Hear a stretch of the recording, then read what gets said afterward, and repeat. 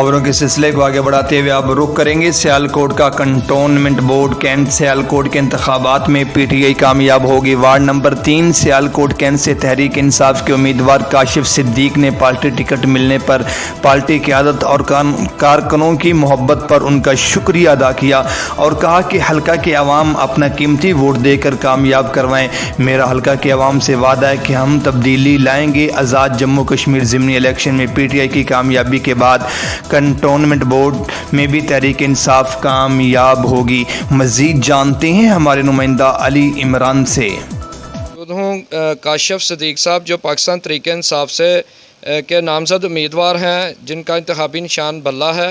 उनसे जानते हैं कि वो जीत कर अपने इलाके की फलाह बहबूद के लिए क्या इक़दाम करेंगे। जी काशिफ भाई बताइएगा। बिस्मिल्लाहिर्रहमानिर्रहीम। बहुत शुक्रिया आपका कि आपने मौका दिया मुझे। देखिए जी कि मेरा ये पहला मौका है, मैं कोई सियासी नहीं हूँ और मेरी क़यादत ने, उस्मान डार साहब ने, उमर डार साहब ने या चौधरी हलाक साहब ने जो एतमाद किया मेरे पे और वो मुझे लेके आए हैं बिल्कुल एक नए चेहरे को।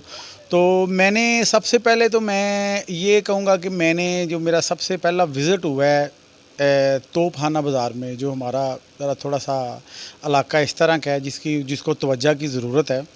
तो मैं उधर गया हूँ। तो जो पिछले 40 साल जो मुस्लिम लीग नून के जो थे उधर उनके नुमाइंदे, जिन्होंने 40 साल उधर हुकूमत की और हुकूमत में रहते हुए मुझे जब ये लेके गए मेरे दोस्त जो मेरे साथ बैठे हैं, तो मुझे ये पता था कि उधर ज़ाहिर है जो नुमाइंदा इन्होंने लिया था हाजा साहब ने, मैं नाम लूँगा ज़रूरी क्योंकि उन्होंने पिछले 30-35 साल से इस इलाके के ऊपर MNA इलेक्ट होते आ रहे हैं। तो उन्होंने जिस बंदे को लिया तो मैंने कहा ज़ाहिर है वो बंदा अंदर ही रिहाइश पजीर है उसी तोपखाना बाज़ार में। तो मुझे था कि यार मैं जाऊंगा तो मुझे उधर बड़ी ज़बरदस्त चीज़ें नज़र आएंगी, बड़ा काम हुआ नज़र आएगा। तो जब मैं पहुंचा उधर तो मुझे जाके बड़ा दुख हुआ दिली कि उधर ऐसे लग रहा था कि अगर आप अपना मोबाइल छोड़ दें, अपनी गाड़ी छोड़ दें पीछे और आप वैसे खड़े हों तो आपको ऐसा लगता कि आप 1970 या 1965 में आ गए हैं।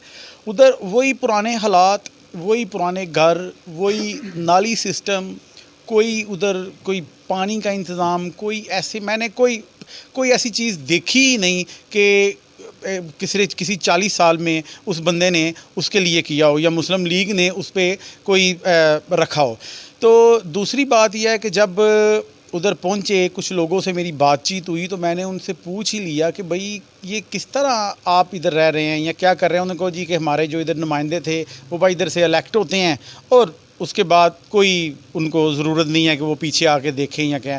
उसके बाद अगर हम वापस आ जाएं अपनी जहाँ मैं रह रहा हूँ अस्करी में, चलें इधर कुछ लोग ऐसे हैं कि शायद उनको कोई ना फ़र्क पड़े अगर सड़क नहीं बनी या कोई ऐसी चीज़ है, वो सुबह उठते हैं अपने कारोबार पे चले जाते हैं। लेकिन मैंने इधर भी सारा जब सर्वे किया हर चीज़ की, जितना हम टैक्स पे कर रहे हैं और जितना हम इधर मंथली ये सारे घर वाले वन अस्करी 1 और अस्करी 2 जो पे कर रहे हैं वो